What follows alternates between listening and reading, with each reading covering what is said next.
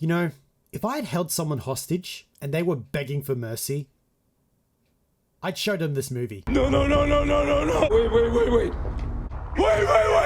So I watched Mercy, an intriguing but predictable mess. It follows a detective who's on trial accused of murdering his wife, and he has to prove his innocence to an AI judge in 90 minutes before his fate is determined. When I saw the first trailer for this, I was like, oh, this looks terrible, so it must be worth watching. It just looked like one of those typical January movies, where low effort and crappy films are dumped in theaters to start the year. And while this wasn't as garbage as I thought it would be, it's still pretty bad. I have a list of things I like, but it's a short one. The acting is decent, even though it's nothing too special. Chris Pratt does good in acting as a detective in denial of the murder of his wife, even if the early signs make him look guilty.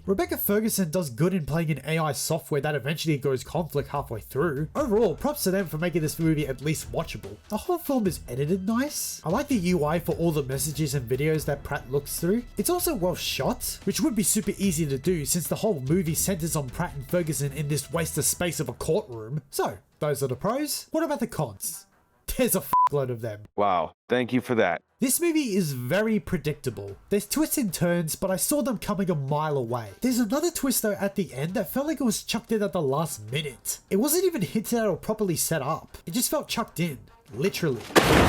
But I will give this movie credit for never being boring. It literally starts with Pratt in the chair while exposition of the Mercy program plays out. So it doesn't waste time, but I feel like I should have known Pratt's character and backstory before he's put on trial. I didn't need the judge to remind him this for exposition just so the audience can know, especially since it doesn't contribute to the goddamn case. There's also points that just didn't make sense to me. Why is he strapped to this chair in this huge space where no one else is present? I mean, if Pratt was free to walk around and observe the videos and messages that pop up, it would make more sense, but these conditions and setting literally restrain the movie. Something else that confused me was that the crime scene of his wife's murder is still active as the trial goes on. Like, shouldn't that shit be done before the trial occurs? Also, since Pratt goes through this information and footage, couldn't Ferguson herself just go through this shit in seconds and tell him what she already knows? This is AI after all. Could it not keep it in mind just in case Pratt asked questions about it? I mean, if that was the case, we wouldn't have a movie then, would we? But my biggest problem with this movie is that it feels like two different movies in one. Half of the movie feels like a grounded screen capture movie set in a futuristic courtroom, but the other half feels like a high-stakes cinematic action thriller. I feel like the movie worked best when it was just grounded and focused on parts that made you question if the protagonist is innocent or not. Hence why I think it should have started in a different way that explains the character's backstory better.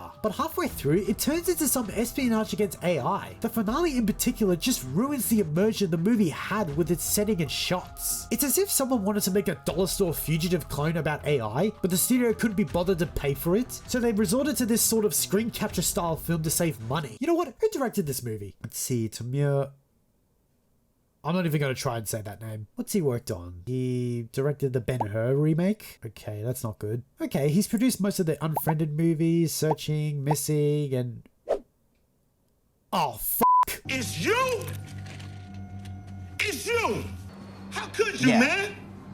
How could you? In the end, Mercy is a movie that has a neat premise that could have worked, but feels restrained by its production and setting. The acting is okay, the editing is nice, and it's easily well shot, but stuff like the writing, the story, and the style just prevent it from going anywhere. It tries to be both a cinematic film and a screen capture style film, but ends up mashing the two without committing to one style or the other. No AI was used to determine my summary or score for this film. 4 out of 10, guilty as charged!